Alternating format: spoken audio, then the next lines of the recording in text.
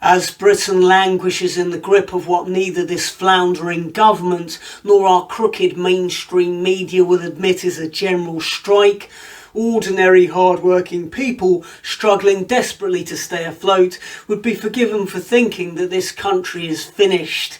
15,000 operations cancelled because of an impending nurses' strike. Royal Mail workers continuing to strike themselves out of a job. Rail services disrupted every day for the next month. Border force strikes meaning mass flight cancellations and airport chaos. Police have refused to take over driving ambulances during the imminent ambulance strikes, saying they need to catch criminals first, which of course makes a change from them taking a knee for neo-Marxist race grifters, I suppose. And in the event that striking workers do get the pay rise that they're after, they'll only have to hand all that money back to the government, given that the UK is currently afflicted with the highest tax rates since the Second World War, whilst businesses will be forced to pass on the cost of these pay rises to their customers, meaning inflation will skyrocket even further and we'll all end up even poorer than we are now, if that's even conceivable. Meanwhile, Rishi Sunak's been AWOL since he backstabbed his way into Downing Street, seemingly engaged in some never-ending world tour of ingratiating himself with loathsome wealth-hoarding globalist nonces on every continent.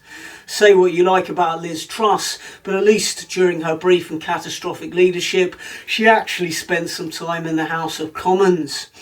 Meanwhile, our barely elected representatives continue to turn a blind eye to boatloads of Albanian mafia washing up along the Kent coastline every day just to really ramp up the crime rates in this country over the coming years. Not that any of us will have anything left to steal, of course. Oh, and let's not forget about the underreported National Highways strike, which is going to grind all of Britain's motorways and A-roads to a standstill while you're driving home for Christmas. Meanwhile, every political party in this country continues to sing from the same global eco-communist hymn sheet. In a country that allegedly cherishes diversity, we have precious little of it on offer at the ballot box. With Spain offering digital nomad visas with huge tax breaks, allowing Brits to live and work remotely from Spain for 5 years, and other countries bound to follow suit, we can expect a mass exodus of all the UK's most talented young people. Not that we have many, with a school system that seems to predominantly produce identity-obsessed, climate-catastrophising bedwetters.